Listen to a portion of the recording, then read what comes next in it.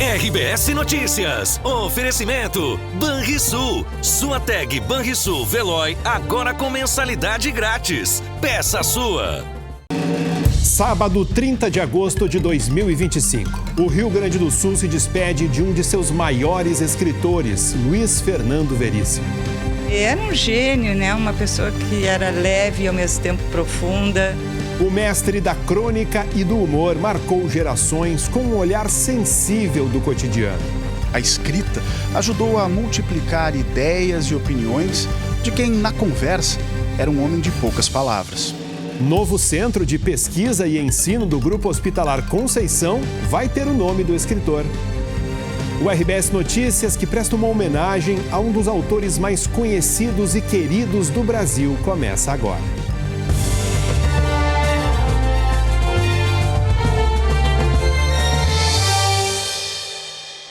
O Brasil perdeu hoje um dos seus maiores cronistas. Morreu em Porto Alegre o escritor e jornalista Luiz Fernando Veríssimo. O gaúcho, que tinha 88 anos, marcou gerações com um olhar irônico e sensível do cotidiano. Jonas Campos acompanhou as homenagens e traz agora as informações ao vivo. Oi, Jonas.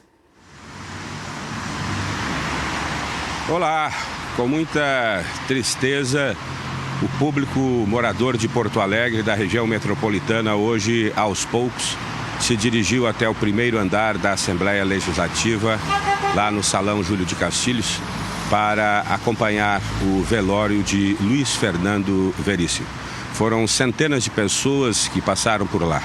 Pessoas que desenvolveram o hábito para a leitura graças ao que liam, escrito por Luiz Fernando Veríssimo. Conversei com uma educadora, por exemplo, que trabalha no contraturno numa área carente de Porto Alegre e hoje ela usa tudo que ela aprendeu com Luiz Fernando Veríssimo para educar estes jovens. De lá, o velório começou ao meio-dia, terminou por volta das 4h30, uma homenagem muito simples, e de lá o cortejo seguiu em direção aqui ao cemitério São Miguel e Almas, na Avenida Oscar Pereira, aqui em Porto Alegre, e foi sepultado logo depois das 6 horas da tarde, sobre o caixão, a bandeira do Internacional, o time do coração. Bem, Luiz Fernando Veríssimo era reconhecido como um mestre da crônica. O jeito único de retratar a vida cotidiana conquistou leitores em todo o país, como a gente confere agora na reportagem de Cristiano Dalcin. Luiz Fernando Veríssimo nasceu em Porto Alegre, em 26 de setembro de 1936. A família representava um pouquinho da mistura de raças que existe no estado.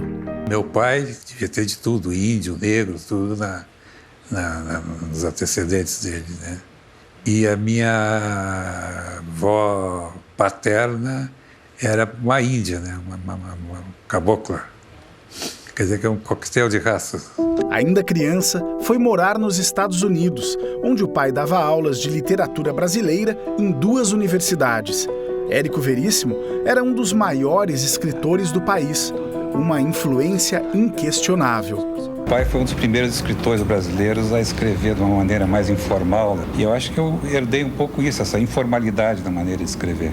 O talento já existia, mas Luiz Fernando demorou para colocar em prática a arte da escrita. Talvez inconscientemente, né, eu tenha achado que, como era filho de um escritor conhecido e tal, eu não devesse ir para esse lado, para esse caminho também, né? Mas conscientemente isso não aconteceu, não. Eu só demorei muito para começar a escrever, né? Comecei com 30 anos, até então não tinha escrito nada. Foram algumas traduções do inglês para o português, nunca tinha feito nada. E quando comecei a escrever com mais de 30 anos, eu já sabia mais ou menos como fazer, né? No Rio de Janeiro, viveu um tempo como tradutor, onde casou com Lúcia Helena Massa e teve 3 filhos. No fim da década de 1960, Veríssimo começou a carreira no jornal Zero Hora de Porto Alegre. A escrita ajudou a multiplicar ideias e opiniões de quem, na conversa, era um homem de poucas palavras. Timidez é, por exemplo, ter horror de fazer isso que eu estou fazendo agora, né? dar entrevista, de falar em público e tal. Eu sempre digo que eu não dominei a arte de falar e pensar ao mesmo tempo, né? Acho que são duas coisas que se excluem. Então, nesse sentido é que se manifesta a minha timidez. Apesar dela, aprendeu a dosar o humor que conquistou fãs em todo o país. Tenho uma vocação humorística, mas eu consigo, eventualmente, produzir humor, mas é uma coisa mais deliberada, mais pensada do que propriamente espontânea, no meu caso. Ao longo de décadas, Veríssimo não poupou nenhum governo. Numa época de censura, criou as cobras para falar de futebol, política, do sentido da vida. Na época da ditadura, você podia criticar o governo, obviamente, militar, não podia falar, né? Então as cobras foi uma maneira de eu dizer um pouco do que eu gostaria de dizer, mas no texto não daria para dizer. Talvez porque cobra e desenho tem uma conotação assim de coisa infantil, coisa lúdica, que passava pela censura, né?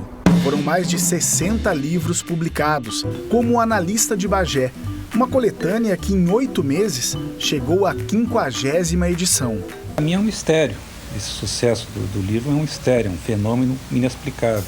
Os textos de Veríssimo também foram parar no teatro e na TV. O livro Comédias da Vida Privada virou uma série de sucesso na TV Globo. Um desafio, porque eu acho que o humor de televisão, ao contrário do que possa parecer, é mais difícil de fazer do que o humor impresso, o humor gráfico, vamos dizer assim, né? Uma das paixões era o jazz. Luiz Fernando aprendeu a tocar saxofone quando morou nos Estados Unidos e integrou a banda Jazz 6, que ele chamava de o menor sexteto do mundo. O que vai ser? Você escolhe. Ladies and Champ? Pode ser? Adivinhei? Ok.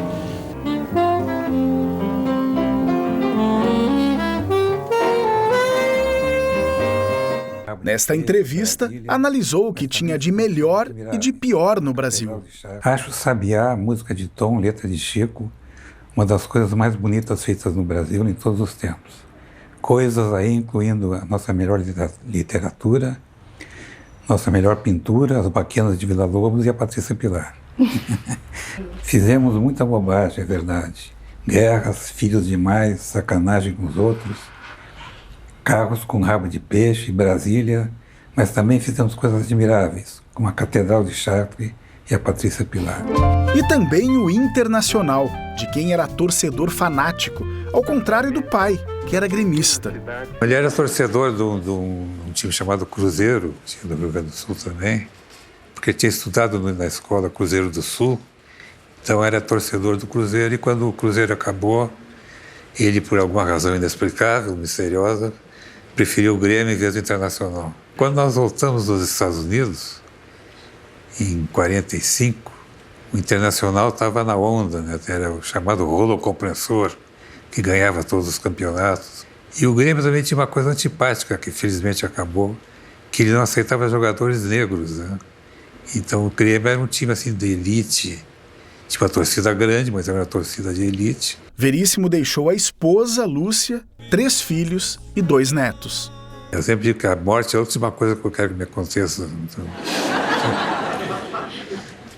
Mas a gente acaba começando a pensar no após-morte, né? Infelizmente, para quem é ateu como eu, não tem esse consolo de esperar uma pós-morte, né? Mas quem sabe, né? Podemos ter uma boa surpresa. O RBS Notícias convidou uma das melhores amigas da família Veríssimo, a Dulce Elfers. Vem aqui, Dulce, por favor. Ela, durante 40 anos, fotografou o dia a dia do Luiz Fernando Veríssimo. E nós vamos exibir agora na tela algumas dessas fotos que a Dulce cedeu aqui para a gente mostrar e autorizou também.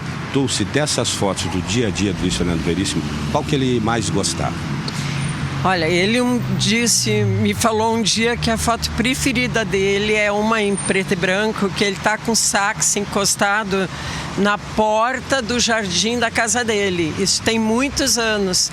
Eu fiz um pôster que está com a família ganhou, ele ganhou, né? Mas essa é a que ele gostava, mas eu tenho pelo menos umas 30 fotos de 40 anos, né? Que eu amo.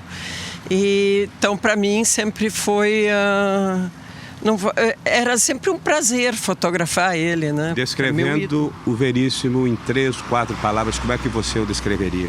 Eu acho que, em primeiro lugar, talento, porque ele tinha talento para música, para escrever, para o desenho. Ele era mega talentoso, mas ele também era muito generoso. Eu agradeço muito que o Luiz Fernando me ajudou muito, assim, em várias ocasiões. Escreveu para as exposições minhas, colocou na coluna dele, falava das minhas exposições. Ele era uma pessoa extremamente generosa que parecia que não sabia o tamanho da grandiosidade dele. E, por fim, a lucidez seria a terceira palavra que descreve o Luiz Fernando. Obrigado, Dulce, por atender o RBS Notícias. E ainda hoje, na edição do RBS Notícias, nós vamos mostrar mais homenagens a Luiz Fernando Veríssimo. Obrigado, Jonas. Luiz Fernando Veríssimo também foi homenageado durante a assinatura do contrato de construção de um hospital 100% SUS na capital. Alexandre Padilha anunciou que o novo Centro de Pesquisa e Ensino do Grupo Hospitalar Conceição vai levar o nome do escritor. Para homenagear esse grande brasileiro, um defensor da cultura, que mostrou a identidade gaúcha para o Brasil e para o mundo e que sempre se posicionou a favor da cultura, a favor do Brasil, a favor da democracia, a favor de um país mais justo. O projeto do novo hospital vai ser coordenado pelo Ministério da Saúde e pela Casa Civil e prevê a construção de uma unidade voltada à saúde da mulher, da infância e da adolescência.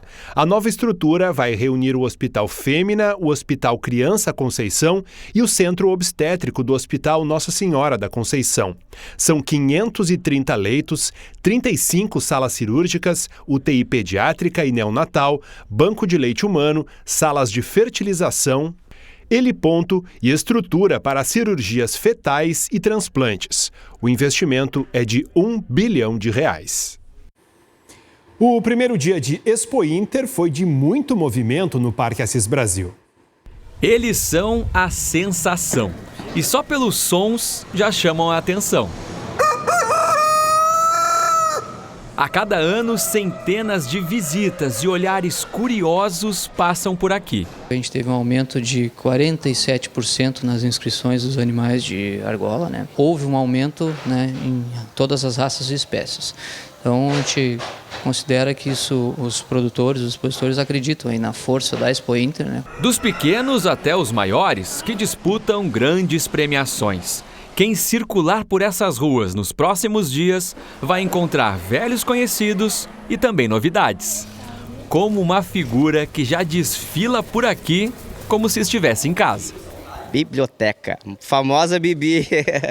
Ela é uma raça caprina, né, da raça murciana. É a primeira vez que a raça participa dentro do parque de exposição, né? Então acabou virando uma atração, né? Essa fofura que vem de Viamão está no Pavilhão dos Caprinos, inaugurado esse ano, à espera de muitas visitas. Em 2025, a Expo Inter volta a ter uma trilha sonora inconfundível. 2 anos depois, aves e pássaros estão de volta à exposição com quase 1.000 animais. E um pavilhão com isolamento sanitário e aberto a visitas. Esse isolamento é para impedir que aves de vida livre acessem o pavilhão e possam ter contato com algumas aves. Está todo mundo convidado a vir aqui no pavilhão, a ver os animais. E tem muito mais. Ovelhas, vacas, touros, chinchilas e também coelhos. Claro, sem esquecer de um dos grandes símbolos do estado e da Expo Inter. Os cavalos sempre são uma atração à parte. Sempre a nossa expectativa é muito grande, sempre em torno da Expo Inter, né? Ver esse palco aqui lotado e os melhores exemplares da raça do Brasil inteiro participando aqui. Então, com certeza, a gente espera um show nessa pista. E nesse lindo sábado de sol, o público lotou o Parque Assis Brasil e a casa da RBS, onde aconteceu um Jornal do Almoço cheio de atrações. Com muita dança, os animais que chamam a atenção e com a música de Renato Borghetti.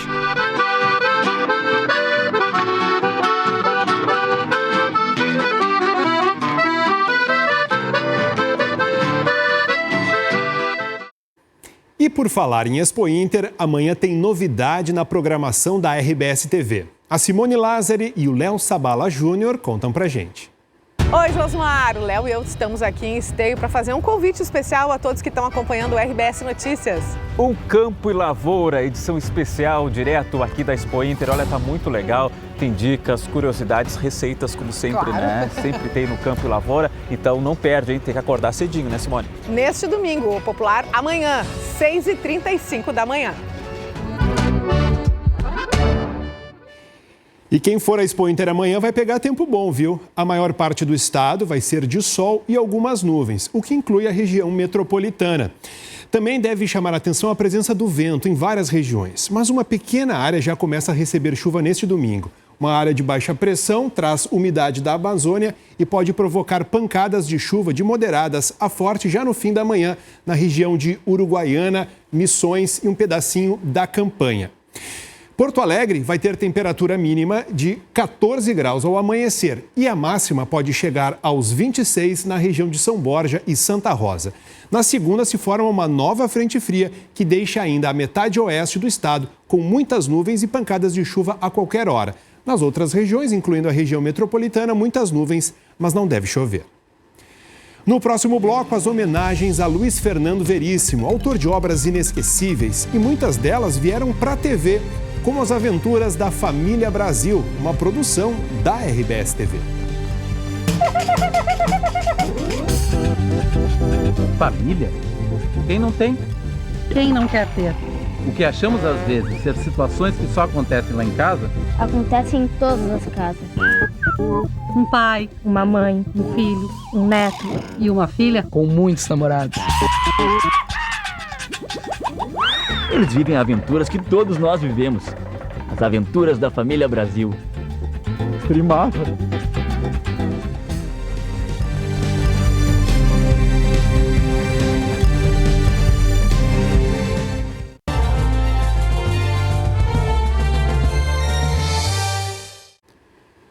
O RBS Notícias está de volta e para te contar que em Itaqui, esta noite, tem a final da Casilha da Canção Farrapa, um dos festivais de música tradicionalista mais antigos da fronteira oeste.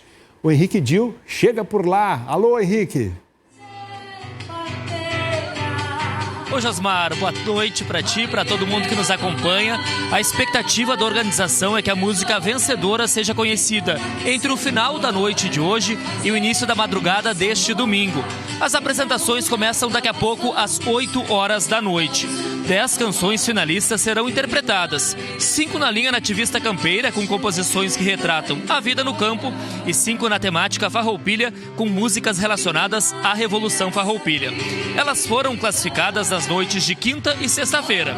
Hoje, 5 jurados escolhem uma música em cada categoria e uma entre essas duas recebe o prêmio máximo do festival, o troféu Casilha Dourada.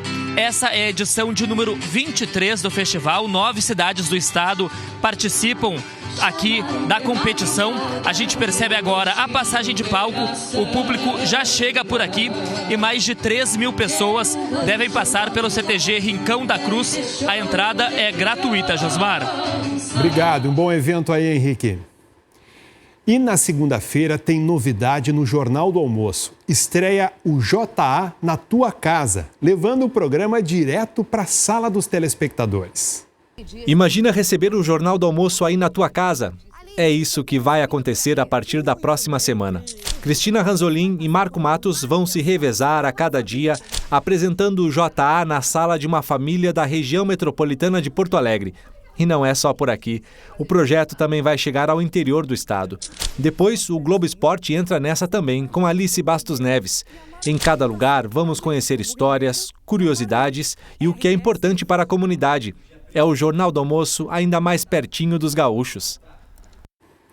O sábado definiu os campeões da Taça das Favelas. No feminino, a final foi entre o Beltrão Queiroz de Caxias do Sul e o Vila Farrapos de Porto Alegre. O time da Serra saiu na frente com esse gol da Cassi. Milene empatou para a equipe da capital. Gabi de cabeça virou o jogo e Pitinho fez 3-1 para confirmar o título para o time da Vila Farrapos.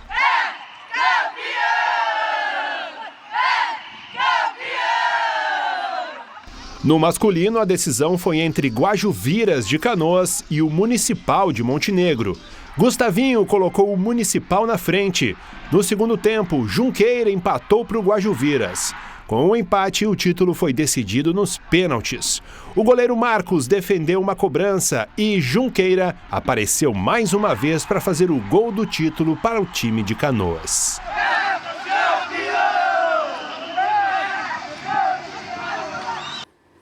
Na abertura da 22ª rodada do Brasileirão, o Juventude venceu o Ceará por 1-0 e deixou a zona de rebaixamento. O gol saiu nos acréscimos do segundo tempo. Mandaca recebeu o cruzamento da direita e marcou de cabeça. Essa foi a primeira vitória do time da Serra fora de casa no campeonato. E a dupla Grenal entra em campo amanhã com o desafio de reverter o mau momento. Para espantar o mau momento, dentro de campo, Pra fora do gol! E fora dele. Como comandante confiante no meu trabalho, eu vou sentir sempre confiante e capaz de reverter resultados adversos. A equipe tem que mostrar caminhos e o treinador segue o caminho que ela mostrar para arranjarmos as soluções que temos que arranjar. Empatados em pontos na tabela do Brasileirão, a dupla Grenal tem uma rodada bem diferente pela frente. Amanhã, o Grêmio vai em busca da terceira vitória fora de casa no campeonato. Vai ter a difícil missão de encarar o líder Flamengo no Rio. Jogo às 16h com transmissão da RBS TV. Duelo que contará com o Maracanã lotado. Os ingressos estão esgotados e são esperados mais de 60 mil torcedores aqui. O que ajuda a explicar o fato de que os cariocas ainda não perderam como mandante nesse campeonato. E o que torna esse desafio ainda mais complicado para os tricolores. A única coisa que é diferente das outras equipes é que a gente ainda está em construção, né? Os outros também trocam, mas já estão mais construídos do que nós. O campeonato é duro, é assim mesmo. O Inter também joga nesse domingo, só que mais tarde. Às 20h30 recebe o Fortaleza, no Beira-Rio. Um adversário da zona de rebaixamento. O que não tranquiliza os colorados, já que o time não vence como mandante há mais de um mês. Fato que torna o jogo muito importante para o futuro do técnico Roger Machado. A responsabilidade é 100% do treinador, né? E eu, como eu disse anteriormente, o cargo é da direção, ele não é meu. Né? Eu estou aqui enquanto a direção entender que seja possível. O imprevisível faz parte do futebol e a dupla Grenal precisa contar com ele para reencontrar a boa fase. E como já dissemos, o Luiz Fernando Veríssimo era um apaixonado pelo Esporte Clube Internacional, que fez uma homenagem a ele. A postagem diz: hoje nos despedimos de um colorado que com sua escrita marcou o imaginário do povo brasileiro. E tem ainda um trecho sobre o Inter. Quando for a nossa vez de novo, teremos a torcida mais dedicada, fiel, convicta e feliz do Brasil, porque será a torcida dos que resistiram. A despedida a Luiz Fernando Veríssimo foi na Assembleia Legislativa do Estado e reuniu parentes, amigos e admiradores. O Jonas Campos acompanhou. A Sala Júlio de Castilhos foi o local da despedida de um dos mais populares escritores do Brasil. Luiz Fernando Veríssimo foi um dos responsáveis por eu ter me apaixonado pela literatura. Então, assim, hoje eu estou me sentindo meio órfão. O ambiente ficou lotado por familiares, amigos e admiradores de Veríssimo. O momento foi de lembrar fatos importantes da vida e da obra do escritor. Passei a minha infância lá na casa dos Veríssimo e ele uma pessoa tímida, mas ao mesmo tempo uma pessoa assim adorável. Só tenho lembranças boas, só lembranças boas, eu e a minha família toda. Colegas valorizaram a originalidade dele na literatura brasileira. A gente sabe que o humor é, dentro da literatura, dentro das artes em geral, uma vertente dificílima de se lidar, porque ela requer uma agilidade mental muito grande, porque ela requer uma habilidade muito grande e porque ela requer uma espécie de torção mental enorme, que eram virtudes que o Veríssimo tinha para dar e vender. Então ele era a pessoa que a gente se curvava e que a gente pedia a bênção todo santo dia quando a gente levantava. A perspicácia em ensinar através dos personagens também foi reverenciada. Ele encontrou um jeitinho de advertir dos preconceitos sem que o leitor se sinta ofendido. Assim, ele retratou todas as mudanças de comportamento e colaborou para que elas acontecessem. Veríssimo foi lembrado ainda por transitar em diferentes áreas, do futebol, passando pela vida privada e até mesmo na política. Teve um momento, quando o Fernando Henrique foi presidente, que foi notável, porque o Luiz Fernando escrevia crônicas cobrando do Fernando Henrique as posições dele como intelectual, que ele não estava seguindo, enfim, como presidente, e o Fernando Henrique respondia para ele. Isso é uma coisa notável, quero dizer assim, a força do texto dele, Joaquim da Fonseca, amigo fiel, ilustrou um dos livros de Veríssimo. O Luiz Fernando era uma pessoa muito generosa, sabe? Ele até procurava incentivar a gente a estar sempre pensando em alguma coisa nova, alguma coisa diferente, Isso era uma característica dele também. Em 0 Hora, o jornalista trabalhou por mais de 40 anos. Ao longo dessa trajetória toda, o Luiz Fernando levou para o público do Rio Grande do Sul e para o Brasil o que é de melhor da crônica, o que é de melhor do humor, o que é de melhor da literatura no nosso país. Quantas pessoas compravam o jornal apenas para ver o que o Luiz Fernando ia escrever naquela crônica? Obviamente não era sabido o que ele ia escrever, mas todos sabiam que dali viria uma mensagem diferenciada e única. E por isso o Luiz Fernando é um gigante da nossa literatura. Muitas autoridades passaram pelo primeiro andar da Assembleia Legislativa hoje, como o ex-governador do estado, Olívio Dutra. Uma figura como Luiz Fernando Veríssimo vai para uma outra dimensão da vida. E para nós não morre nunca. Pelo que ele escreveu, a forma como se relacionar com as pessoas, com as paixões, com os amores, com os sentimentos, um grande conhecedor da alma humana, e um grande escritor, portanto, ele vai viver sempre. O atual governador, Eduardo Leite, decretou luto oficial de 3 dias no estado.